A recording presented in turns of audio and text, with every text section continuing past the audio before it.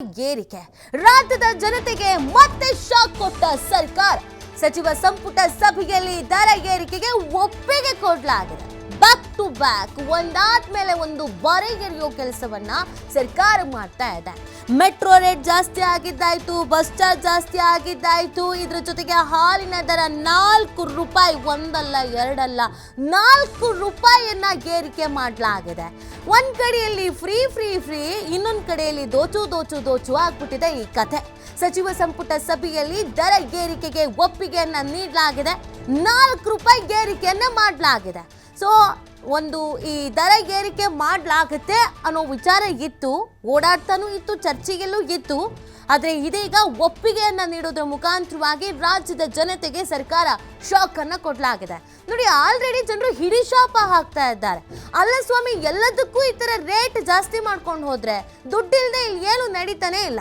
ಕಸ ವಿಚಾರದಕ್ಕೂ ದುಡ್ಡು ಅಂತಂದ್ರೆ ಮೆಟ್ರೋದಲ್ಲಿ ಓಡಾಡೋದಕ್ಕೆ ಸಿಕ್ಕಾಬಟ್ಟೆ ರೇಟ್ ಫಿಕ್ಸ್ ಮಾಡಿದ್ರಿ ಈ ಕಡೆ ಬಸ್ನಲ್ಲಿ ಮಹಿಳೆಯರಿಗೆ ಫ್ರೀ ಅಂತ ಹೇಳಿದ್ರು ಗಂಡಸರ ಕೈಯಲ್ಲಿ ದೋಚಿದ್ರಿ ಇನ್ನೊಂದು ಕಡೆಯಲ್ಲಿ ನಂದಿನಿ ಹಾಲಿನ ದರ 4 ರೂಪಾಯಿ ಏರಿಕೆ ಆಗ್ತಾ ಇದೆ ಅಂದ್ರೆ ಯೋಚನೆ ಮಾಡಿ ಸಾಮಾನ್ಯ ಜನರು ಜೀವನ ಮಾಡೋದು ಹೆಂಗೆ 1 ಲೀಟ್ರು ಅರ್ಧ ಲೀಟ್ರು ಹಾಲು ತಗೋಬೇಕು ಅಂತ ಅಂದ್ರೆ ಪರದಾಡಬೇಕಾದಂತ ಪರಿಸ್ಥಿತಿ ಆಗ್ತಾ ಇದೆ ಪ್ರತಿನಿತ್ಯ ಪ್ರತಿಯೊಬ್ಬರ ಮನೆಯಲ್ಲೂ 100 ರಿಂದ 150 ರೂಪಾಯಿ ಒಂದ್ ದಿನ ಖರ್ಚಾಗ್ತಾ ಇದೆ ದಿನನಿತ್ಯದ ಊಟ ತಿಂಡಿ ಕಾಫಿ ಇದಕ್ಕೋಸ್ಕರ ಈಗ ಹಾಲಿನ ರೇಟು 4 ರೂಪಾಯಿ ಹೆಚ್ಚಾಗಿರೋದ್ರಿಂದ ಮತ್ತಷ್ಟು ಹೊರೆ ಆಗ್ತಾ ಇದೆ ಈಗ ಜನ ಮತ್ತಷ್ಟು ಹಿಡಿಶಾಪವನ್ನ ಹಾಕ್ತಾರೆ ನೀವು ಫ್ರೀಯಾಗಿ ಕೊಡೋದು ಸಾಕು ಇನ್ನೊಂದು ಕಡೆಯಲ್ಲಿ ರೇಟ್ ಜಾಸ್ತಿ ಮಾಡೋದು ಸಾಕು ಎಡಗೈಯಲ್ಲಿ ಕೊಡು ಬಲಗೈಯಲ್ಲಿ ಕಿತ್ಕೋ ಅನ್ನೋ ರೀತಿಯಲ್ಲಿ ಮಾಡ್ತಾ ಇದ್ದೀರಾ ಇದು ಎಷ್ಟು ಮಟ್ಟಿಗೆ ಸರಿ ಅನ್ನುವಂಥ ಪ್ರಶ್ನೆಯನ್ನು ಮಾಡಲಾಗ್ತಾ ಇದೆ ಬಟ್ ಸಹಜವಾಗಿ ಸರ್ಕಾರ ಇದನ್ನು ಸಮರ್ಥಿಸಿಕೊಳ್ಳುತ್ತೆ ಸಬೂಬು ಕೂಡ ಕೊಡುತ್ತೆ ರೈತರಿಗೆ ಒಳ್ಳೇದಾಗತ್ತೆ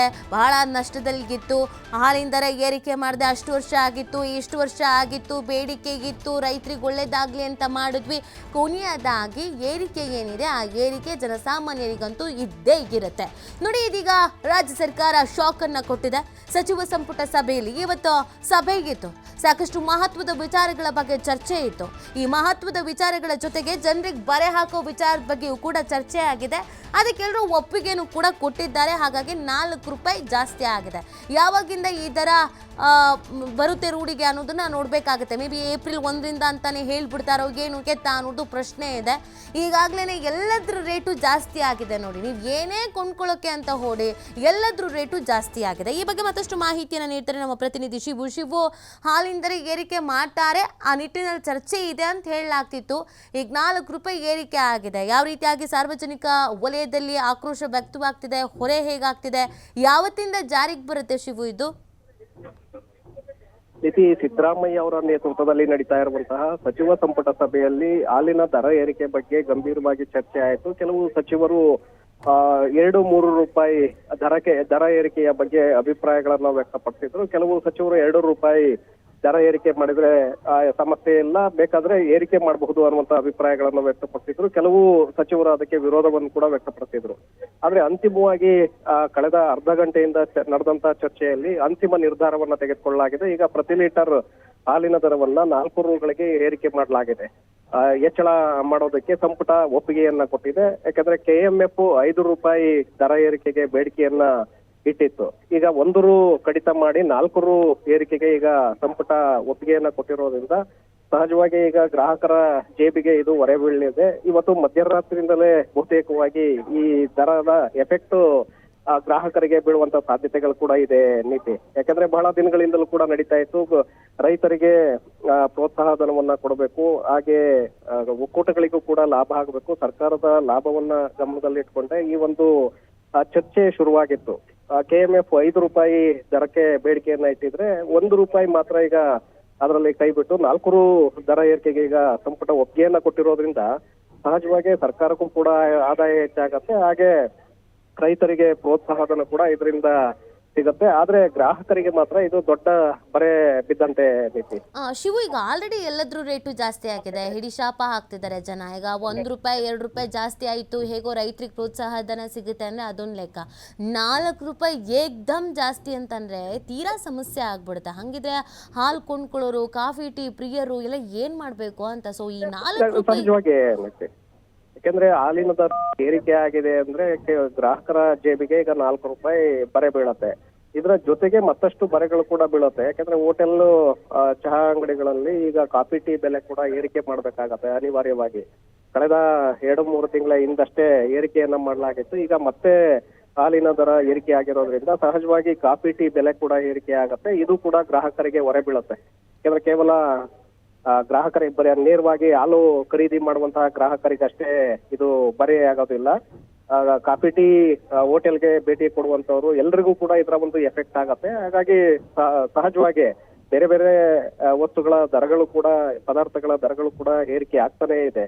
ಇದೀಗ ಹಾಲಿನ ದರ ಏರಿಕೆಯಿಂದಲೂ ಕೂಡ ಗ್ರಾಹಕರ ಜೇಬಿಗೆ ಮತ್ತಷ್ಟು ಹೊರೆ ಹೆಚ್ಚಾಗತ್ತೆ.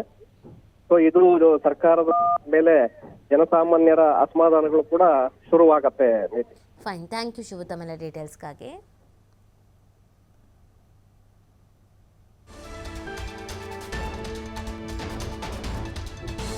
ಪ್ರತಿ ಲೀಟರ್ ಹಾಲಿನ ದರ 5 ರೂಪಾಯಿ ಏರಿಕೆಗೆ ಶಿಫಾರಸನ್ನು ಮಾಡಲಾಗಿತ್ತು.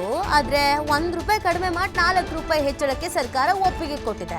ಕೆಎಂಎಫ್ ಪ್ರಸ್ತಾವನೆಗೆ ಅನುಮೋದನೆಯನ್ನ ನೀಡಿದ ಈ ಮುಖಾಂತರವಾಗಿ ಸರ್ಕಾರ ಕೆಎಂಎಫ್ ಮನವಿಯನ್ನ ಮಾಡಿಕೊಳ್ಳಲಾಗಿತ್ತು, ಪ್ರಸ್ತಾವನೆಯನ್ನ ಸಲ್ಲಿಸಲಾಗಿತ್ತು. ಪ್ರತಿ ಲೀಟರ್ಗೆ 5 ರೂಪಾಯಿ ಏರಿಕೆ ಮಾಡಿ ಅನ್ನುವಂಥ ಶಿಫಾರಸನ್ನ ನೀಡಲಾಗಿತ್ತು. ಸೊ ಸಾಕಷ್ಟು ಚರ್ಚೆ ಆಗಿದೆ ಸಚಿವ ಸಂಪುಟ ಸಭೆಯಲ್ಲಿ.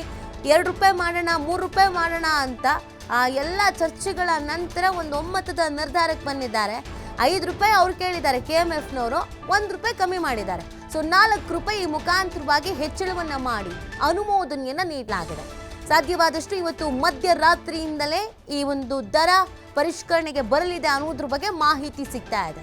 ಆ ಮುಖಾಂತರವಾಗಿ ಇನ್ನು ಮೇಲೆ ಹಾಲಿಗೆ 4 ರೂಪಾಯಿ ಜಾಸ್ತಿ ಕೊಡಲೇಬೇಕು. ಜೊತೆಗೆ ನೀವು ಹೊರಗಡೆ ಏನಾದರೂ ಕಾಫಿ ಟೀ ಕುಡಿಲೇಬೇಕು, ಅಡಿಕ್ಟ್ ಆಗಿಬಿಟ್ಟಿದ್ದೀವಿ, ಕುಡಿಲಿಲ್ಲ ಅಂದರೆ ತಲೆನೋವು ಬರುತ್ತೆ, ಮೈಗ್ರೇನ್ ಆಗುತ್ತೆ, ಇನ್ನೊಂದು ಮತ್ತೊಂದು ಅಂತಂದರೆ ಅಲ್ಲೂ ಕೂಡ ರೇಟ್ ಜಾಸ್ತಿ ಆಗುತ್ತೆ.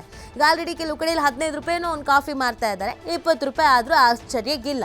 ಸೊ ಹಾಗಾಗಿ ಈ ಹಾಲನ್ನು ಕೊಂಡ್ಕೊಳ್ಬೇಕು ಬೇಡವೋ ಅನಿವಾರ್ಯ ಪರಿಸ್ಥಿತಿ. ನೋಡಿ, ಇದೆಲ್ಲ ಕೊಂಡ್ಕೊಳ್ಳೇಬೇಕಾದಂಥ ಅನಿವಾರ್ಯ ವಸ್ತುಗಳು. ಏನು ಮಾಡೋದು ಅಂತ ಜನ ಈಗ ತಲೆ ಮೇಲೆ ಕೈ ಹೊತ್ತು ಕೂತಿದ್ದಾರೆ. ಬಟ್ ರೈತರಿಗೆ ಇದರಿಂದ ಪ್ರೋತ್ಸಾಹಧನ ಸಿಗುತ್ತೆ, ರೈತರ ಅಭಿವೃದ್ಧಿ ಆಗುತ್ತೆ, ರೈತರಿಗೆ ಅನುಕೂಲ ಆಗುತ್ತೆ. ಈ ಎಲ್ಲ ಬೇಡಿಕೆಗಳ ನಡುವೆ ಈ ರೇಟನ್ನು ಜಾಸ್ತಿ ಮಾಡಿರೋದು ಒಟ್ಟಿನಲ್ಲಿ ರಾಜ್ಯದ ಜನತೆಗೆ ಬ್ಯಾಕ್ ಟು ಬ್ಯಾಕ್ ಶಾಕು, ಬರೆ ಮೇಲೆ ಬರೆ ಹಾಕುವಂಥ ಕೆಲಸವನ್ನು ಈ ಸರ್ಕಾರ ಮಾಡ್ತಾ ಇದೆ. ಈಗ ಆಲ್ರೆಡಿ ಮೆಟ್ರೋ ವಿಚಾರಕ್ಕೆ ಒಂದು 4 ದಿನ ಹೋರಾಟ ಮಾಡಿದ್ರು. ಆಮೇಲೆ ಅದೇನೋ ಸ್ವಲ್ಪ ಮಟ್ಟಿಗೆ ಚೇಂಜ್ ಮಾಡ್ತೀವಿ ಅದು ಇದು ಅಂತ ಕೊನೆಯದಾಗಿ ಎಷ್ಟಿತ್ತು ಅಷ್ಟೇ ಇದೆ. ಈಗ ಹಾಲಿನ ವಿಚಾರದಲ್ಲೂ ಕೂಡ ಅದೇ ಆಗತ್ತೆ. ಇನ್ನೇನು ಚೇಂಜಸ್ ಮಾಡ್ತಾರೋ ಏನೋ ಗೊತ್ತಿಲ್ಲ. ನೋಡಿ, 1 ರೂಪಾಯಿ ಜಾಸ್ತಿ ಮಾಡಿದ್ದಾರೆ ಅಥವಾ 2 ರೂಪಾಯಿ ಜಾಸ್ತಿ ಮಾಡಿದ್ದಾರೆ ಅಂತ ಅಂದಾಗ್ಲೇ ಕೆಲವೊಮ್ಮೆ ಅದನ್ನು ಒಪ್ಕೊಳ್ಳೋಕ್ಕಾಗಲ್ಲ. 4 ರೂಪಾಯಿ ಏಕ್ದಮ್ ಜಾಸ್ತಿ ಅಂತ ಅಂದಾಗ ಅದು ತೀರ ರೀತಿಯಾದಂಥ ಹೊರೆ ಆಗತ್ತೆ. ಆದರೆ ಕೆಎಂಎಫ್ ಪ್ರಸ್ತಾವನೆನೇ 5 ರೂಪಾಯಿ ಜಾಸ್ತಿ ಮಾಡಿ ಅಂತ ಇತ್ತು. ಚರ್ಚೆ ಮಾಡಿದ್ದಾರೆ. ಒಂದು ಅರ್ಧ ಗಂಟೆಗಳ ಕಾಲ ನಿರಂತರವಾದಂಥ ಚರ್ಚೆ ಆದ ಮೇಲೆ ಈ ನಿರ್ಧಾರಕ್ಕೆ ಬರಲಾಗಿದೆ. ಸಹಜವಾಗಿ ಇದು ಜನರಿಗೆ ಹೊರೆ ಆಗ್ತಾ ಇದೆ. ಜನರು ಕೂಡ ಈ ಸರ್ಕಾರಕ್ಕೆ ಹಿಡಿಶಾಪ ಹಾಕ್ತಾ ಇದ್ದಾರೆ. ನೋಡಿ, ಈ ಸರ್ಕಾರ ಅಧಿಕಾರಕ್ಕೆ ಬರೋಷ್ಟೊತ್ತಿಗೆ ಎಲ್ರಿಗೂ ಖುಷಿ ಆಗಿತ್ತು. ಕಾರಣಕ್ಕೇನು ಅಂತಂದರೆ ಅದು ಫ್ರೀ, ಇದು ಫ್ರೀ, ನಂಗೂ ಫ್ರೀ, ನಿಂಗೂ ಫ್ರೀ, ಫ್ರೀ ಫ್ರೀ ಫ್ರೀ ಅಂತ. ಬಟ್ ಈಗ ಹೆಂಗಾಗಿದೆ ಅಂದರೆ ಯಾವ ಫ್ರೀನೂ ಬೇಡ ಏನೂ ಬೇಡ ಅನ್ನೋ ಪರಿಸ್ಥಿತಿಗೆ ಬಂದ್ಬಿಟ್ಟಿದ್ದಾರೆ ಜನ. ಎಲ್ಲದ್ರ ರೇಟು ಜಾಸ್ತಿ. ನೀವು ಏನೇ ಕೇಳಿ ಎಲ್ಲದ್ರ ರೇಟು ಕೂಡ ಜಾಸ್ತಿ ಆಗುತ್ತೆ.